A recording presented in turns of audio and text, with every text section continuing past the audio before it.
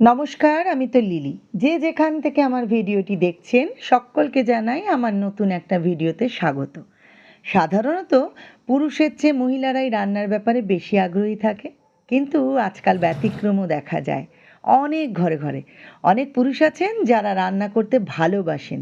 তবে যাই হোক, পুরুষ মহিলার রান্নার আগ্রহ কম বেশির অঙ্ক না কষে আমার মনে হয় পুরুষ বা নারী রান্নার প্রতিটা মানুষেরই জানা অত্যন্ত গুরুত্বপূর্ণ। রান্না তো শুধুমাত্র খাবার তৈরি করার শিল্প নয়, তাই না? এটা একটা ভালোবাসা। যে মানুষ রান্না করতে ভালোবাসেন সেই রান্নার স্বাদ সব সময় সেরা। আপনাদের কি মনে হয় আমাকে জানাবেন। আমার তো মনে হয় রান্নাঘর হলো সেই একটা স্থান যেখানে জীবনে সব থেকে মধুর মুহূর্তগুলো তৈরি হয়। কারণ রান্না মানসিক এবং শারীরিক কাজের সমন্বয়। অনেকেই মন খারাপ হলেও কিন্তু মন ভালো করার জন্য রান্না করেন। ভালো রান্না তো শুধুমাত্র একটা রেসিপি নয়, তাই না? বরং রান্না করাটার মধ্যে অনেক আবেগ জড়ানো থাকে।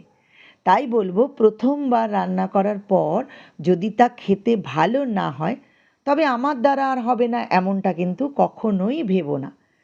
রান্নাটার কোথায় গলদ ছিল সেটা নিয়ে ভেবো। কারণ রান্না যদি ভালো হয় তাহলে তার প্রশংসা 10 বছর পরেও হয়ে থাকে। তাহলে সকলকে জানাই আজকের মতো টাটা। সকলে আমার সাথে থেকো, পাশে থেকো, সুস্থ থেকো তোমরা। আজকের মতো টাটা।